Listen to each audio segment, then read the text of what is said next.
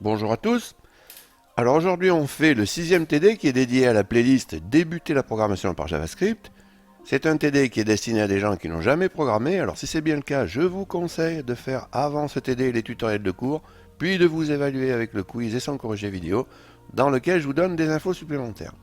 Alors sur la gauche de l'écran, j'ai un fichier en édition sous Sublime Text avec consigne du TD et un peu de code. Et sur la droite, j'ai fait un glisser-déposer de ce même fichier. Pour le partager avec Chrome, j'ai le plugin Library Load d'activer. Et lorsque je ferai donc CTRL S dans Sublime, j'exécuterai dans Chrome. Alors il y a des petites erreurs qui apparaissent ici qui sont liées au fait que le TD est incomplet, enfin que le code du TD est incomplet, donc on fait un clear console pour démarrer sur quelque chose de propre.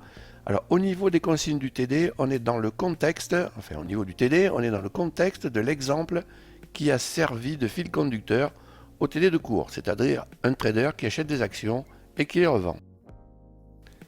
Alors je vous donne deux tableaux, un pour les prix d'achat, l'autre pour les prix de vente. Sur le plan pratique, je vous donne le moyen de retrouver la taille d'un tableau. Il suffit de mettre le nom du tableau, puis un point et d'ajouter length après ce nom.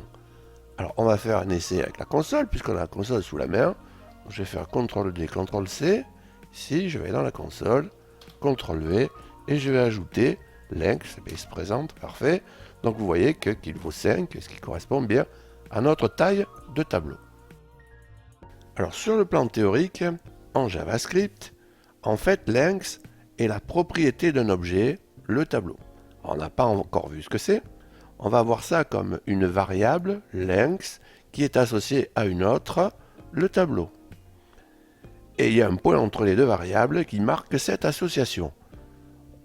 Et on n'est pas loin de la vérité, sauf qu'il y a plein d'autres choses qu'on n'a pas encore vues.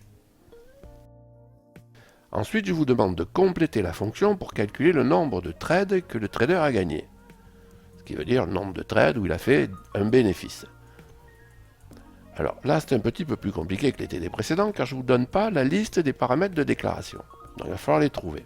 Alors si vous regardez les paramètres d'appel, vous voyez qu'il n'y en a que deux, prix d'achat, prix de vente. En particulier, il n'y a plus la taille des tableaux, ce qui est normal puisque l'information est dans le tableau. Donc on la retrouvera dans le corps de la fonction. Donc il nous suffit de mettre ici, en paramètre de déclaration, PA, virgule, PV, et c'est suffisant. Alors maintenant pour compléter la fonction, vu ce qu'on a fait avant, on sait qu'on va faire un parcours. On sait qu'il va falloir compter les trades gagnants. Donc on va prévoir une variable pour cela. Et on sait qu'on retournera cette variable. Vous voyez qu'on est déjà un peu expérimenté. Donc on y va. On va marquer let nb gagnant égale 0. Alors maintenant je vais coder ma boucle for. Je vais faire for let i égale 0. Je vais boucler tant que i est inférieur. Alors là, je vais récupérer ma longueur. PA.length. J'aurais pu prendre PV, c'était pareil. Et je vais faire i++. Maintenant, je vais faire un test. If. Je vais mettre une parenthèse. PV de i moins PA, PA majuscule, de i, alors plus grand que 0, à ce moment-là, c'est que j'ai fait un bénéfice, donc je vais faire NB gagnant, plus. Alors là, on va s'arrêter sur un point. Vous voyez que j'ai mis une parenthèse là, entre le PV, d'ailleurs, il faut une majuscule, c'est case sensitive, pas oublier ça. Donc j'ai mis une parenthèse entre le PV de i et moins le PA de i. Pourquoi j'ai fait ça? Alors j'ai fait ça parce que vous voyez qu'ici il y a deux opérateurs. Il y a le signe moins là, il y a une soustraction, et il y a une comparaison. Et je ne sais pas a priori lequel des deux va se faire en premier. Ce serait ennuyeux que je compare en premier PA de i avec 0 et que je fasse une soustraction après. Ça ne voudrait pas trop dire grand chose. Donc étant donné que je ne sais pas, j'ai mis une parenthèse. Alors tout ça pour dire qu'il y a des règles de priorité, comme sur une calculatrice, et qu'en fait, bon, des parenthèses, il n'y en a pas besoin. Quand on aura vu les règles de priorité, on verra qu'elles ne sont pas nécessaires. Alors ensuite, je vais faire mon return de gagnant, de NB gagnant, pardon.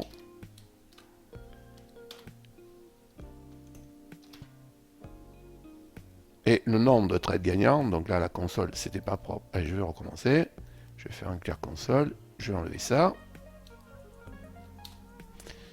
et avec, alors là c'est la galère, je suis parti, un truc de ouf, ça arrive, j'ai pas le focus ici, donc je fais un CTRL S, et vous voyez qu'il a gagné 3 trades.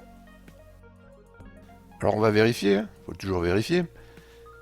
Alors ici on a le premier, 22 contre 20 c'est gagné, 18 contre 15 c'est gagné, 34 contre 32 c'est gagné, donc vous voyez il en a gagné 3, les autres sont perdants.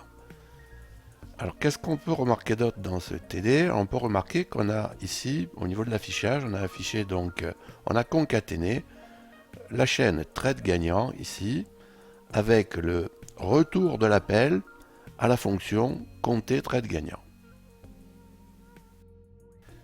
Ce tutoriel est terminé, je vous remercie de m'avoir écouté. Alors a priori c'est le dernier TD, mais je ne suis pas vraiment sûr, je vais voir si ça marche. Si c'est le cas, je ferai plus de choses dans les TD, peut-être j'en ferai d'autres. Alors toujours pareil, si vous avez apprécié, je vous remercie de bien vouloir partager, liker, vous abonner si vous voulez être prévenu lors de nouvelles vidéos, activer les notifs pour cela, et je vous dis salut et à bientôt.